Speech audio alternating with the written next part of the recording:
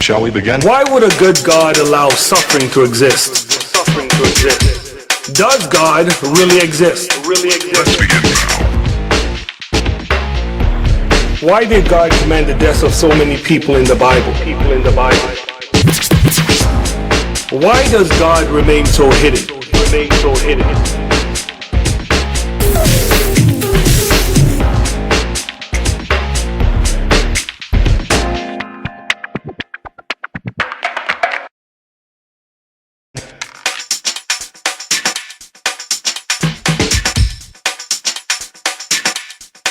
Let's begin now.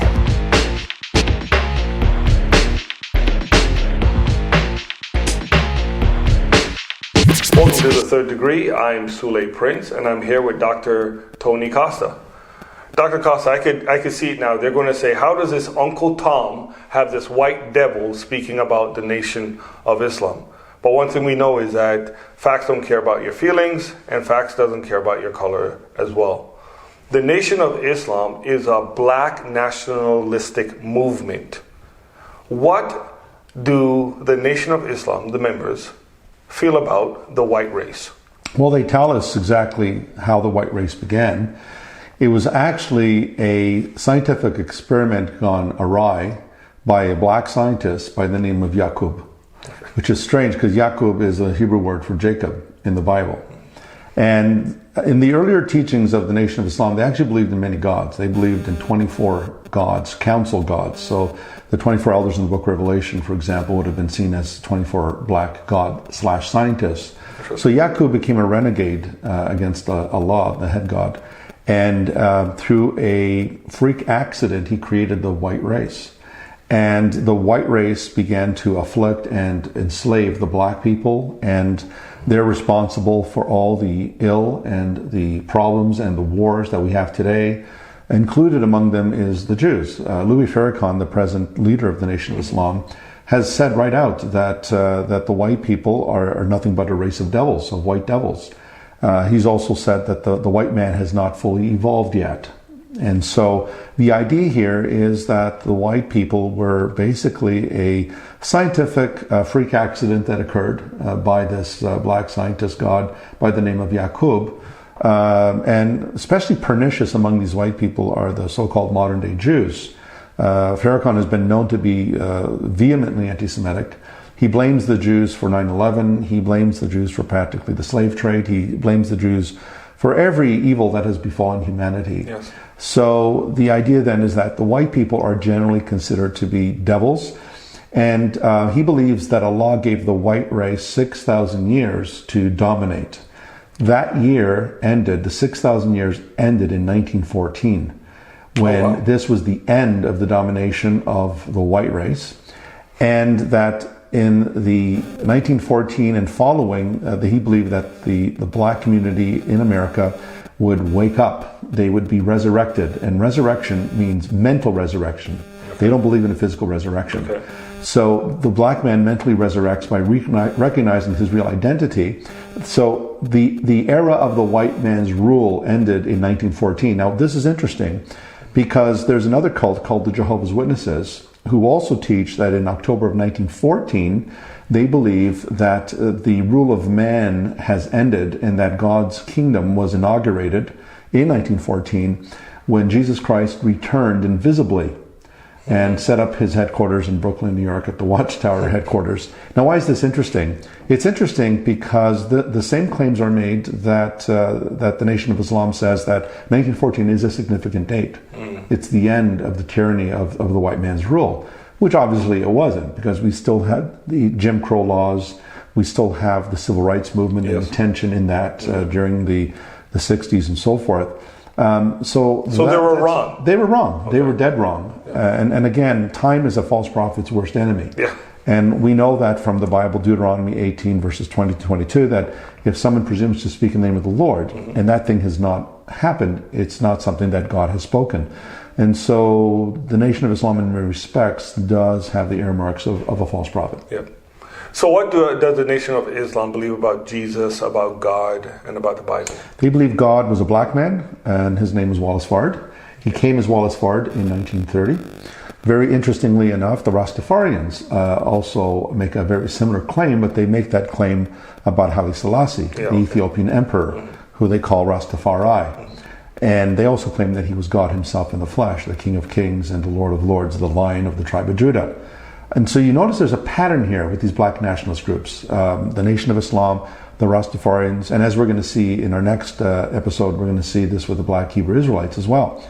So they believe that God was black. They believe that all the prophets were black and that Jesus was black.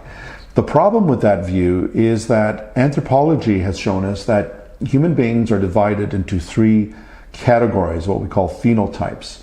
And so we have the Caucasoid, we have the Mongoloid, and we have the Negroid.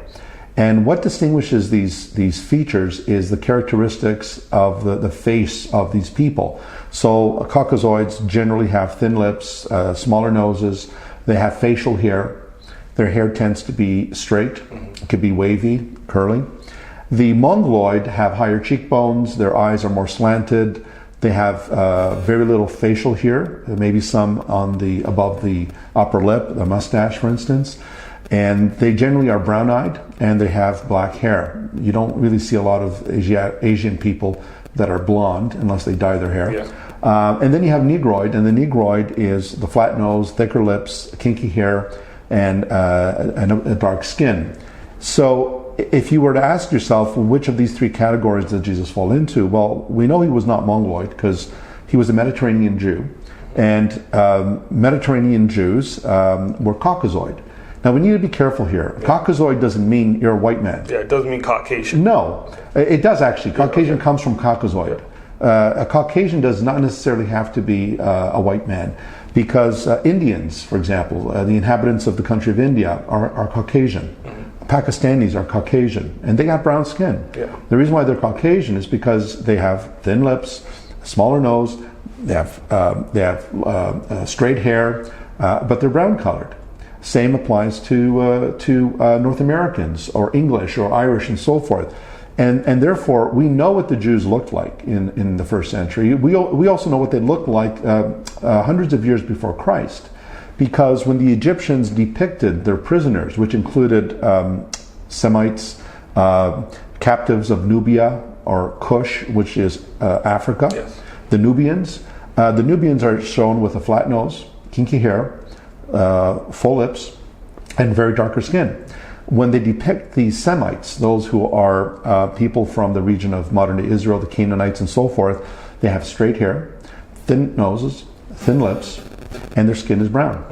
Look at the Egyptians. If you look at the pharaohs, for example, they were depicted with thin lips, small noses, and straight hair. Yeah. If you look at the mummy of Ramses II, which they've discovered, and they have his mummy.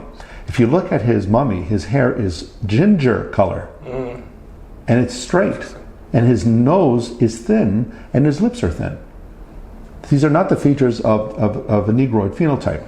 And so we know what the ancient Semites looked like, because the Egyptians and the Babylonians depicted them for us. There's a famous stele, which is like looks like a pillar of a type, of an inscription. And in there you have a picture of King Jehu, the king of Judah, bowing before Shalmaneser III, the king of Assyria. And if you look at King Jehu, he has straight hair. The hair on his face is straight. And he has a hooked nose. And very typical of Semites. So archaeology has vindicated the claim that the Jews were Caucasoid. But it has nothing to do with skin color. So when the Nation of Islam claims, well, Jesus was black, what they're saying is he was Negroid in his features. And that's done deliberately to substantiate their claim that they as a movement represent the true people of God, who they claim are the Negroids. Now in Christianity, of course, the people of God are all those who come from every culture, every tribe, every tongue. And Jesus Christ has brought them to himself. He's broken down the walls of division. And so his church is comprised of all peoples from every nation under heaven. And so we need to understand here that a lot of bad stuff has been done in the history of Christianity. But I think we need to distinguish between what I call Christianity and churchianity. Yes. The church has done a lot of awful things in its history. But one thing we should always realize is you never you never take the position that because people have abused what Jesus has said, that represents what Jesus taught. Yes, we really need to be careful about that. So we could verify Jesus didn't have blue eyes and blonde hair. Most likely, Jesus of Nazareth was a Mediterranean Jew. Doubtful, very doubtful that he had light features, very doubtful that he had blue eyes and freckles and so forth, the way he's depicted in some of our art today. As a matter of fact, a famous archaeologist who specializes in reconstruction of faces by using skulls took several skulls found in first century Jerusalem, in tombs found from the first century, and he reconstructed these faces. And what you find is that these Mediterranean Jews were Caucasian, but they were olive-skinned. Remember, a lot of these folks worked under the sun, so they would have had a very olive-skinned complexion. They had facial hair, and they also had thin noses and thin lips, which is not the phenotype you find among the Negroids. And therefore, we have an idea of what he looked like, but very doubtful that he looked like a Western European. And so when we look at this data, what we find is that the very claims of the Nation of Islam and other black nationalist groups really cannot stand under that type of evidence. So what does the Nation of Islam believe about the Bible then? The Nation of Islam states in its official website that they believe the Bible to be the Word of God, but they say that it has also been tampered with. And they teach that a lot of falsehoods have been introduced into it. So basically what that means when you interpret that, when you flesh that out, what that means is the Bible is the Word of God insofar as it agrees with us. Yes. And where the Bible disagrees with us, it's been tampered with. Yes. So it's a very subjective approach to the Bible. It's not objective.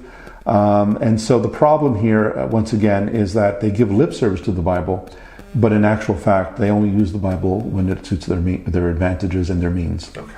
Thank you, Dr. Costa. Pleasure. Thank you for watching this video. If you like what you see, please press the subscribe button right below. And beside that is the bell icon. If you want to receive all of our notifications of everything that we do, press that icon as well. Thank you.